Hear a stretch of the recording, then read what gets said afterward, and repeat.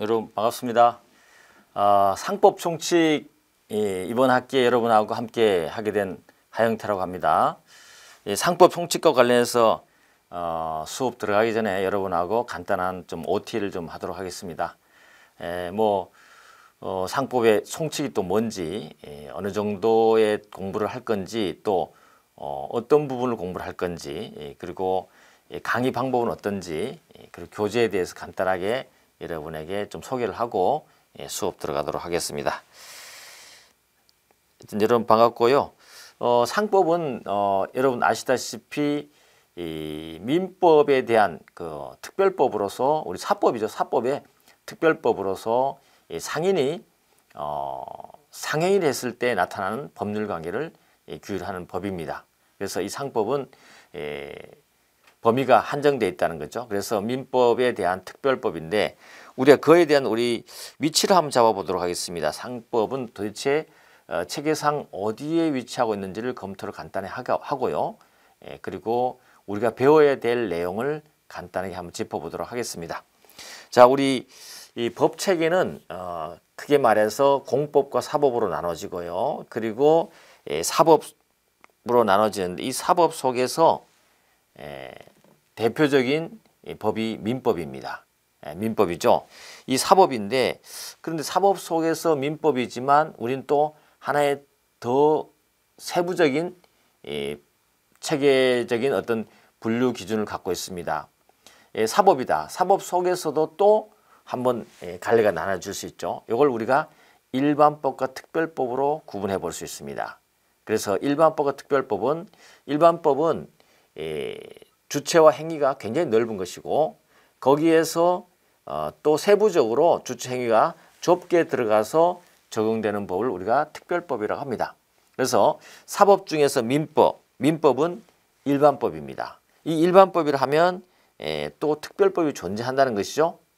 그래서 민법에 대한 사실 특별법이 상법인 것이죠. 그래서 기준은 우리가 주체와 행위로 우리가 구분을 할 수 있거든요. 그런데 민법은 사람, 모든 사람, 법인도 있고 자연인도 있겠죠. 모든 사람이 법률 행위를 했을 때 나타나는 그 어떤 법률 관계를 규율하는 법이 우리 민법입니다. 사법 중에서도요. 그런데 여기 사람들 중에서도 종류가 많죠.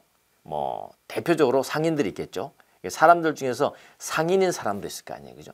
근데 이런 상인인 사람들에만 특별한 어떤 행위도 있고 특별한 어떤 법률 관계가 있더라는 거죠.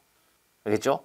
그래서 거기에 적용되는 법을 만들어야 되겠다 해서 만든 것이 우리 상법이 되는 것입니다. 그래서 민법에 대한 특별법으로서 상법이 존재하는 거다. 그래서 오늘 처음 여러분 강의 나가니까 우리 배우는 상법의 체계적 지위를 검토하고요. 그리고 상법 총칙의 또 체계적 지위를 검토하고 거기에 있는 내용을 살짝 검토해 보겠습니다. 자, 상법은 특별법입니다. 뭐의 특별법이죠? 민법에 대한 특별법이죠. 그럼 주체와 행위가 어떻게 되느냐? 1편에 가보시면 이 총칙이라고 있는데, 이 총칙 속에 가면 상법의 법률 관계의 주체인 상인이 나옵니다. 그래서 주체는 상인이고요. 그리고 2편에 가보면 아예 제목이 상행위로 되어 있죠. 상행위로. 그래서 상인이 상행위를 했을 때 나타나는 법률 관계에 적용되는 법이 상법이 되는 것입니다. 아시겠죠? 그래서 특별법, 일반법 우리가 구분했고, 이 사법이다 라고 했고, 또 한 가지는 이 특별법은요, 모든 내용을 다 규율하고 있는 것이 아니고 특별한 어떤 법률 관계 행위에 대해서만 규정하고 있기 때문에 그 외에 없는 규정들은 어디서 해결하느냐? 사법의 일반법인 민법에서 적용하게 됩니다. 민법을 적용하게 됩니다. 그래서 상법에 없는 규정은 민법으로 적용하는 것이죠. 알겠죠? 그래서 민법이 훨씬 넓은 카테고리고 그 안에 상법이란 특별법이 존재합니다. 그래서 상법에 적용되는 법률이 없으면 민법이 적용된다. 아시겠죠? 이렇게 되는 겁니다. 그리고 이제 상법에는 회사법이 있고요. 그리고 보험법, 해상법, 항공법 이렇게 강론으로 나눠져 있습니다. 우리가 이렇게 1편과 2편을 합쳐서 총론이라고 하고 상법, 총칙이라고 우리 말합니다. 그렇죠? 총칙이고 요 3, 4, 5, 6편을 각치라고 말하죠. 그래서 우리가 이번에 배워야 될 부분은 여기 1편과 2편을 공부를 하게 되는 것입니다. 알겠죠? 그래서 상인이 뭐냐, 이런 부분을 좀 배울 것이고, 그다음 상행위는 뭐냐, 이렇게 단 두 마디이지만 사실 이 안에 많은 주제와 쟁점이 녹아 있습니다. 그걸 이제 우리가 목차로 살짝 검토를 해봐야 될 것 같은데요. 한번 가보면요. 자, 그래서 상법 총칙에는 어떤 내용이 있는가? 자, 1편 총칙에 가보시면 이러한 내용들이 들어가 있습니다. 첫 번째로는 우리가 상법 총칙에 대한 서론을 좀 공부를 해볼 겁니다. 도대체 상법이 뭐냐부터 해서 상법의 이념이라든지 이런 것들 이론적인 내용을 좀 살펴보도록 하고요. 그리고 구체적으로 제도로 들어가서는 상인이 나옵니다. 그래서 상법이 적용되면 주체가 정리돼야 될 거 아니에요, 그죠? 그걸 우리가 상인에서 다시면서 상업 다시면서 상업하는 영업이죠. 영업할 때 이 인적 요소가 필요하거든요. 그 인적 요소가 바로 상인과 상업 사용이 되는데 이걸 공부를 하게 됩니다. 한마디로 말하면 상법의 주체라고 말할 수 있죠. 이걸 공부합니다. 그리고 상인, 상업 사용을 공부하는 게 중요하고, 그 다음에 영업을 할 때 필요한 것이 인적 요소도 필요하지만 물적 요소도 필요하겠죠. 그래서 더불어서 우리는 물적 요소인 상호, 상업장부, 영업소, 상업등기를 공부를 하게 됩니다. 그래서 요거는 우리가 인적 요소라고 말할 수 있고요. 그 다음에 여기는 물적 요소라고 할 수 있는데 중요한 부분입니다. 공부를 하게 될 겁니다.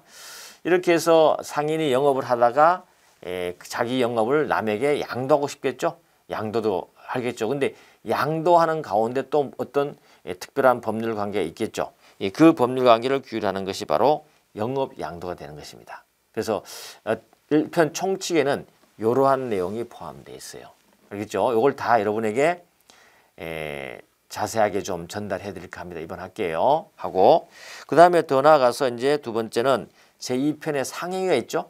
이 상행위는 크게 우리가 총칙과 각칙으로 또 나눠지는데, 사실은 우리 상법에서는 상법 총칙, 다시 말해서 총칙 상행위 이 부분이 제일 중요한 겁니다. 중요한 거죠.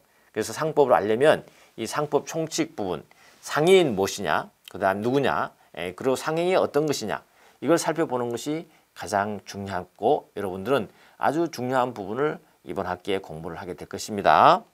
그래서 상법 총칙 있죠. 총칙은 이런 내용들이 포함되어 있어요. 그 통칙이라고 해서 상행위 특칙. 상행위 특칙이라는 것은 어떤 민법의 어떤 법률 행위에 대한 특칙들 있죠.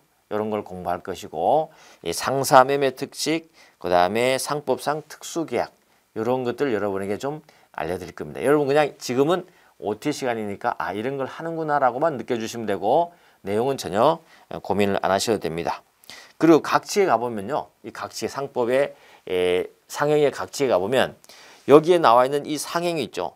이 상행위에서 한 10가지 정도의 중요한 행위를 하는 상인들이죠. 상인들을 쭉 모아놨습니다.